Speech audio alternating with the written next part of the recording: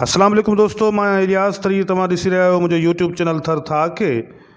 अॼु असीं ॻाल्हि कंदासीं सा इहा त सिंधी फ़नकारनि जी पछाड़ी छो न आहे। सिंध जा केतिरा ई फ़नकार जेके सिंध जे मुख़्तलिफ़ मेलनि मलाखड़नि खां वेंदे मुख़्तलिफ़ काजनि राजनि ऐं बिरादरनि जे मुख़्तलिफ़ प्रोग्रामनि में सियासी जलसनि जुलूसनि में ऐं सिंध जे मुख़्तलिफ़ ॾियारनि ऐं मौक़नि ते वॾे ख़ूबसूरत अंदाज़ सां ॻाईंदे वॼाईंदे ऐं मुस्कुराईंदे ॾिठा विया आहिनि। तिन फ़नकारनि जी ज़िंदगीअ जी पछाड़ी इंतिहाई कसम पुरसी ग़ुरबत ऐं बीमारी वारी हालति में छो थी गुज़रे। उहो कहिड़ो कारण आहे जो ज़िंदगी जे उन्हनि पछाड़कनि ॾियारनि में जॾहिं सिंधी फ़नकार मुख़्तलिफ़ बीमारियुनि में वठिजी वञे थो त वटसि इलाज कराइण जे लाइ टको पैसो बि नथो हुजे।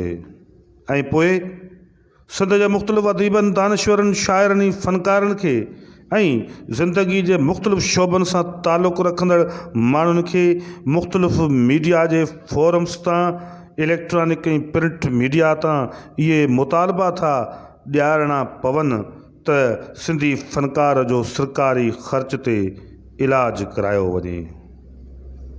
आख़िर ईअं छो नथो थिए जो हज़ारे लखें रुपया कमाईंदड़ इहे फ़नकार पंहिंजी एतिरी बचत छो नथा रखी सघनि जो हू ज़िंदगी जे बीमारी वारे हिन मौक़े ते पंहिंजो इलाज कराए सघनि।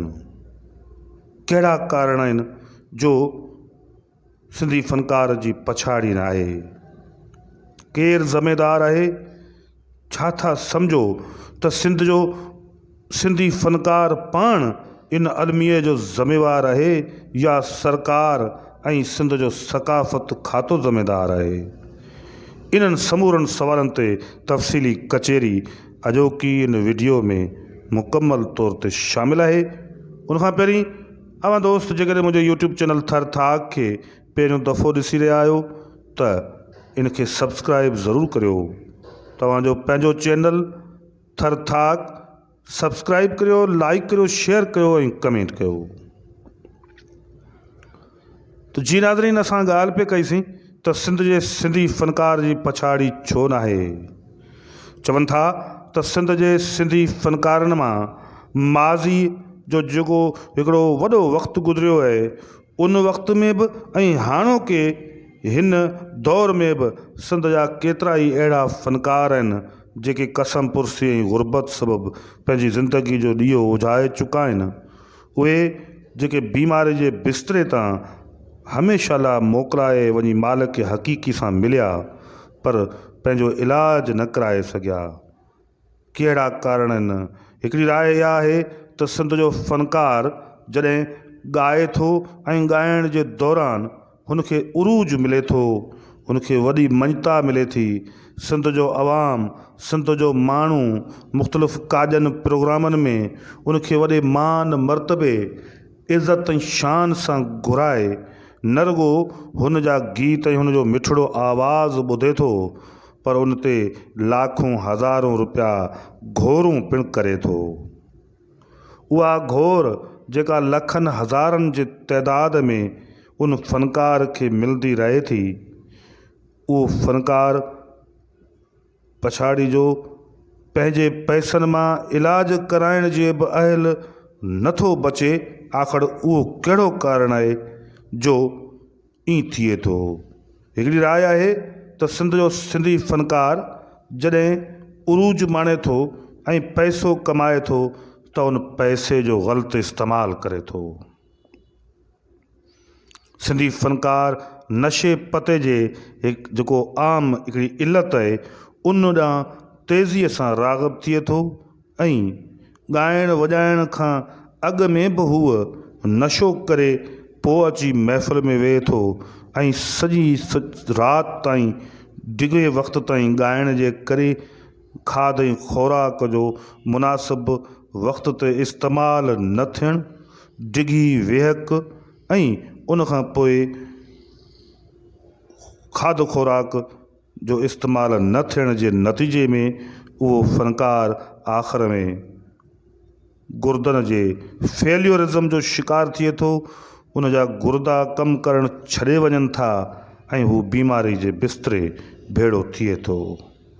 हिकिड़ी राय आहे त सिंध जा जेके अक्सर फ़नकार ज़िंदगी विञाए चुका बीमारी ऐं मुख़्तलिफ़ बीमारियुनि सबबु उन्हनि में हिकिड़ो मुख्य जो कारण आहे उहो इन नशे पते जो कारण आहे।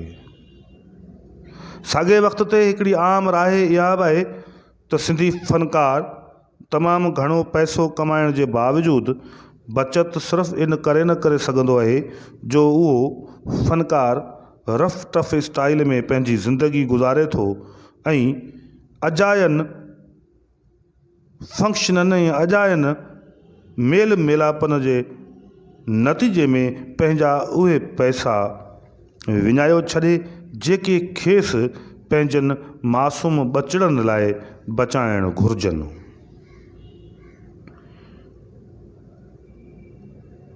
मिलियल रिपोर्ट्स मूजिबि ईअं बि चवनि था त सिंध जो सिंधी फ़नकार खोड़ सारा हज़ारे लखे रुपया कमाइण जे बावजूदि बि जॾहिं उन जी ज़िंदगीअ जो आख़िरी अयाम अचे थो ऐं हूअ मोकिलाए वञी मालिक हक़ीक़ी सां थो मिले, जॾहिं उन जो लाश थो खजे त उहो झूपड़ियुनि मां ऐं हिकिड़े इंतिहाई कसम पसीअ वारनि हालतुनि जो ॾेख ॾींदड़ घर मां थो निकिरे।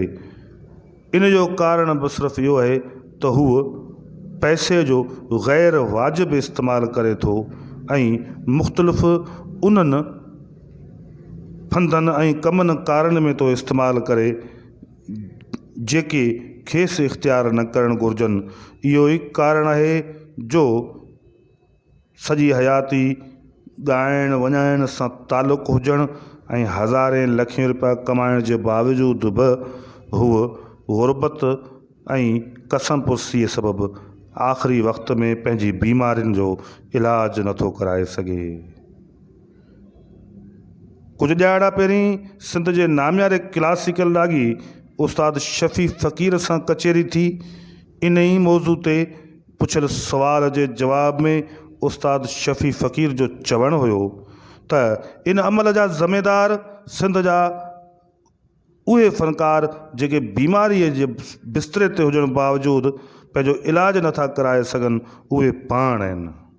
छो नथा उहे पंहिंजे पैसे जी बचति कनि, छो नथा उहे पंहिंजे फ़न जे ज़रिए पंहिंजी कला जे ज़रिए जेका सिंध मोट ॾिए थी उन मान ऐं मर्तबे जे नतीजे में सिंध जेको झोल भरे उन ते घोरूं करे थी उन्हनि पैसनि खे रोज़ी रोटीअ जो वसीलो सम्झी, रोज़ी रोटीअ जो ज़रियो सम्झी उनखे महफ़ूज़ छो नथा कनि ऐं उन्हनि जा पंहिंजा प्रकार उन्हनि जा पंहिंजा किरदार ई अहिड़ा आहिनि जो उहे पाण ज़िमेदार आहिनि इन मौत जा। ॿी सूरत में सिंध त तमामु घणो मान ऐं मर्तबो ॾिए थी। हिकिड़ी इहा राय हुई उस्ताद शफ़ी फ़क़ीर जी जेका मजमूई तौर ते संदसि चवण मूजिबि हुन ॻाल्हि ॿोल दौरान साम्हूं आंदी हुई। हुन इहो चयो त इन में इदारनि जो सरकार जो को क़सूरु न आहे। अहिड़ियुनि हालतुनि में गुज़ारे वेंदड़ जेके फ़नकार आहिनि उहे अहिड़ियुनि हालतुनि जा ज़िमेदार उहे पाण आहिनि। उहे छो न प्लानिंग ऐं पंहिंजे तरीक़े सां ज़िंदगी गुज़ारनि था।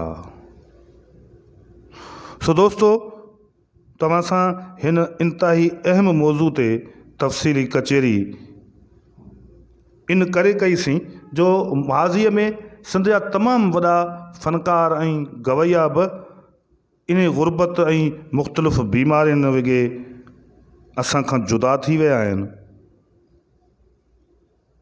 हाणोकी हिन नई सदी में जॾहिं दुनिया तरक़ीअ जूं मंज़िलूं तय करे रही आहे, जदीद इतलाती टेक्नोलॉजीअ जा बे इंतिहा ज़बरदस्त क़िस्म जा नवां ज़रिया मार्केट में हर नए ईंदड़ ॾींहं दौरान मुतारफ़ कया पिया वञनि, अहिड़े माहौल में जॾहिं दुनिया समेत हाणोके वक़्त में सिंध जा बि केतिरा ई नौजवान फ़नकार कंप्यूटर ऐं इंटरनेट जी दुनिया जो बहितर इस्तेमालु करे तमामु घणी मशहूरी मक़बूलियत माणे रहिया आहिनि। अहिड़े माहौल में सिंध जे हाणोके फ़नकार खे इहो सोचणो पवंदो त हूअ पंहिंजो आईंदो कीअं थो गुज़ारणु चाहे। छा माज़ी जीअं हाणे बि हूअ पंहिंजे पोरे ऐं पंहिंजी महिनत खे ईअं ज़ाया ऐं तबाह कंदो रहंदो जीअं माज़ीअ में थींदो रहियो आहे, या का मुसबत ऐं बहितर प्लानिंग करे पंहिंजे इन किला आर्ट ऐं पंहिंजे आवाज़ जी दुनिया जे वसीले मिलंदड़ मान ऐं मर्तबे ऐं रोज़ी रोटी खे महफ़ूज़ करे हू पंहिंजी ऐं पंहिंजनि बचनि जी ज़िंदगीअ खे महफ़ूज़ बणाए सघंदो ऐं ज़िंदगी जा आख़िरी अयाम जेके हू जॾहिं गुज़ारण वारे पोज़ीशन में हुजे ऐं ख़ुदा न ख़ास्ता हू कंहिं बीमारी में मुब्तला थी पवे त पोइ घटि में घटि संदसि घर जे अंदरि एतिरी जमा पूंजी हुजण जो इंतिहाई ज़रूरी आहे जो हू पंहिंजी मर्ज़ी ऐं मंशा मूजिबि ऐं पंहिंजनि ख़्वाहिशनि मूजिबि पंहिंजे बीमारनि जो इलाजु कराए सघे। उन लाइ ज़रूरी आहे त हाणोकी हिन जदीद टेक्नोलॉजी वारे तेज़ तरीन एज में तेज़ तरीन दौर में खेसि इंटरनेट कंप्यूटर जी जदीद तालीम हासिलु करणी पवंदी ऐं जदीद टेक्नोलॉजी जा समूरा टूल्स हाणोके वक़्त में सिंधी फ़नकार खे इस्तेमालु करणा पवंदा त जीअं हू बहितर प्लानिंग सां जी सघे।